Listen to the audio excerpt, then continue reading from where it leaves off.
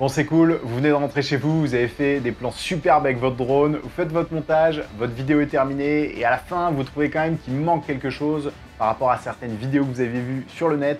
Et l'un de ces éléments manquants, c'est le flou de mouvement. Et le flou de mouvement, c'est super important en post-production pour que votre vidéo fasse vraiment pro. Et je vous explique tout ça dans cette vidéo.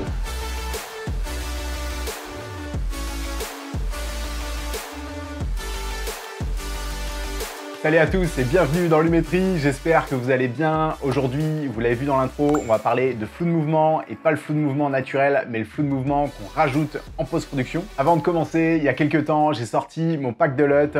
Si vous cherchez à améliorer votre colorimétrie et même sur des plans de drone, ça va donner un look à vos images. Bien sûr, dedans, il y a un tutoriel où je vous explique comment on utilise les LUT parce que dedans, il y a aussi des multi-LUT. Et si vous voulez en savoir plus, le lien, il est dans la description. Aujourd'hui, je vous le disais, on va voir comment améliorer vos plans de drone en post-production. Je vous montre deux méthodes qui sont vraiment super pour ajouter du flou de mouvement.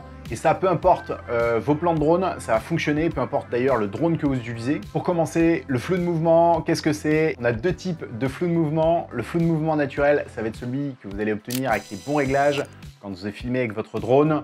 Si d'ailleurs vous n'avez pas les bons réglages, ça ne va pas fonctionner. Donc je vous renvoie vers ma vidéo. C'est une vidéo sur le RS2, mais ça ne change rien. Les réglages, ça va être exactement les mêmes en termes de prise de vue. Ensuite, on a le flou de mouvement qui est rajouté en post-production pour donner un effet visuel encore plus beau. Et aujourd'hui, c'est celui-ci dont on va s'occuper. Donc on se retrouve sur Premiere Pro pour la première partie et ensuite je vous montrerai une autre méthode qui est pour moi la best. On voit ça juste après. Donc je vous montre la première technique sur Premiere Pro. Vous allez voir, c'est une technique qui est superbe et qui fonctionne la plupart du temps. Mais vous allez voir, il y a quand même un petit inconvénient avec cette technique-là. Et juste après, on verra la deuxième technique qui est pour moi vraiment la meilleure parce qu'on va obtenir un flou de mouvement et surtout pouvoir le contrôler. Ça va être vraiment ça la différence entre ces deux techniques-là.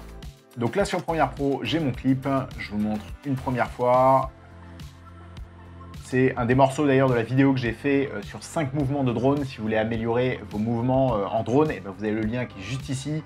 Vous allez aller voir la vidéo, ça va vous aider, j'en suis sûr et certain. Donc on a quand même un peu de flou de mouvement. Quand je fais pause sur cette vidéo-là, on voit juste ici qu'on a quand même pas mal de flou de mouvement, même si je reviens un peu plus en arrière quand la caméra est vraiment beaucoup plus basse. On voit qu'on a quand même pas mal de flou de mouvement.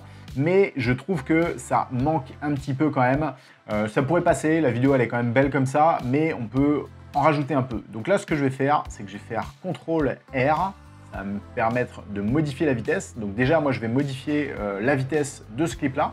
Par exemple, je vais le mettre à 200. Donc là, voilà, j'ai accéléré la vidéo parce que j'avais envie de donner un peu plus de vitesse à ce plan-là. Donc là, on regarde le plan. Ok, ça marche. Mais on se rend compte quand même que on a un effet visuel qui est un peu bizarre. Et là, il y a un truc qui est vraiment super à faire. Donc là, on va se mettre, par exemple, ici. Et là, je vais faire CTRL-R de nouveau. Et là, cette fois-ci, on va aller juste ici et on va choisir Interpolation. Vous allez voir, Interpolation. Regardez juste ici, ça va rajouter du flou. Tac. Et vous avez vu, quand je regarde un peu ma vidéo, on a quand même un peu plus de flou. Et l'aspect visuel, il est quand même un peu plus beau.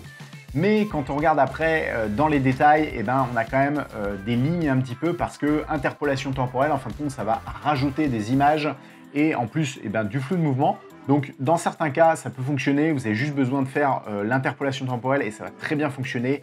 Mais vous allez voir que cette technique-là, elle ne suffit pas dans la plupart des cas et c'est surtout pas la meilleure. Donc voilà, ça c'est la première technique. Je vous le disais, elle fonctionne dans la plupart des cas, mais le problème avec cette technique-là, c'est qu'on ne peut pas contrôler la quantité de flou de mouvement. Et vous allez voir avec cette seconde technique, on va pouvoir contrôler le flou de mouvement et en mettre autant qu'on veut. Et ça, c'est vraiment, je trouve, la meilleure technique pour rendre vos vidéos encore plus belles. Donc là, j'ai un clip. Voilà, où c'est un plan de drone au sol et boum, on monte jusqu'en haut. Et là, vous avez vu, on n'a pas beaucoup de flou de mouvement, ce qui est normal. Pourtant, j'ai bien réglé mon shutter speed. Je me suis bien mis à 1/50e, enfin 1/60e parce que j'ai filmé en 30 images par seconde. Mais voilà, ça manque clairement de flou de mouvement. Donc là, pareil, sur ce clip-là, je vais l'accélérer un peu parce qu'il est quand même pas assez rapide. Donc là, je vais me mettre à 200%. On va voir un peu ce que ça donne. Yes, c'est un peu mieux, je peux même l'accélérer encore à 300% par exemple, même à 400, on va y aller à 400. Voilà, à 400%, ça donne ça, mais visuellement, je sais pas, c'est pas hyper joli, il manque quand même vraiment du flou de mouvement. Et là, si j'essaie par exemple avec l'interpolation temporelle, pareil, on va voir un peu ce que ça donne. Visuellement, c'est quand même plus agréable, mais je trouve qu'on pourrait en rajouter encore un peu plus. Donc là, je vais annuler ça, je vais mettre échantillonnage d'image. Je vais faire maintenant clic droit sur mon clip et là, on va aller faire remplacer par une composition After Effects. Donc aucun souci, si c'est la première fois que vous ouvrez After Effects, il n'y a pas de problème, vous allez pouvoir justement à la fin de la vidéo ajouter du flou de mouvement. Vous allez voir, en 3 clics c'est fait, c'est vraiment l'une des techniques les plus simples sur After Effects. On se retrouve maintenant dans After Effects avec mon clip qui est juste là. Et là, ce qu'on va faire, on va se mettre à peu près par là, pour voir un peu ce que ça donne. Donc là maintenant, je vais aller dans Effets et Paramètres prédéfinis. Et là, je vais taper CC Force Motion Blur. Et là, je vais pouvoir le mettre sur mon clip juste ici. Donc là, ça va être très simple. Ici, vous allez pouvoir ajouter des images. Donc là, par exemple, on va mettre 40. Comme ça va déjà m'ajouter des images à mon clip. Donc visuellement, ça n'a rien changé et c'est normal parce qu'il va falloir qu'on fasse une deuxième étape pour ajouter du flou de mouvement. Et ça va être cette partie-là. Donc là, on va pouvoir mettre par exemple 400, on va voir un peu ce que ça donne. Vous avez vu, là on a déjà beaucoup de flou de mouvement par rapport à avant. Ici, c'est le résultat avant et là, c'est le résultat après. Et je peux aller encore plus loin. C'est pour ça que je vous disais que cette technique-là, pour moi, c'est la meilleure parce que vous allez pouvoir contrôler la quantité de flou de mouvement. Si par exemple, j'exagère un peu, mais je mets 1500, mais ça peut être le cas si vous avez besoin d'avoir énormément de flou de mouvement, et bien ça va être possible. Regardez la différence. Donc là, quand on regarde la différence avec un flou de mouvement à 1500 et puis 100, et bien clairement, on a une grosse différence. Par contre, ça, avec After Effects, ça va vraiment ralentir votre ordinateur. Donc, il faut avoir le temps de pouvoir le faire. Mais pour moi, c'est vraiment la meilleure méthode. Et quand on regarde le résultat final... Donc là, je fais CTRL S, j'enregistre mon projet et là, j'ai juste à fermer After Effects. Et maintenant, je me retrouve dans Premiere Pro. Premiere Pro, c'est pareil. Là, il va falloir que je fasse un rendu. Donc, je viens juste ici, je fais Entrée. Petit aparté, sur ce plan-là, j'aurais pu faire un truc qui est vraiment super, qui est un speed ramping, donc une accélération progressive. J'avais fait une vidéo il y a maintenant un peu de temps de ça sur le speed ramping.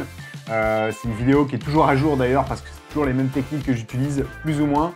Dites-moi en commentaire si vous voulez que je refasse une nouvelle vidéo sur ça avec les dernières techniques que j'utilise sur le speed ramping. Il n'y a pas énormément de différence, mais si jamais vous voulez que je la mette à jour, dites-moi en commentaire, ça me fera super plaisir de faire une vidéo comme ça pour vous. C'est la fin de la vidéo, j'espère que ça vous aura plu et si ça vous a plu, abonnez-vous, laissez un pouce bleu si ça vous a appris quelque chose, c'est vraiment super important pour moi. Et d'ailleurs, dites-moi en commentaire ce que vous pensez de cette vidéo. À chaque fois, ça fait super plaisir de pouvoir lire tous vos commentaires et si vous avez des questions, justement, n'hésitez pas, c'est fait pour ça. Moi, ça m'a fait super plaisir de pouvoir partager ces deux techniques avec vous. On se retrouve donc la semaine prochaine pour une autre vidéo.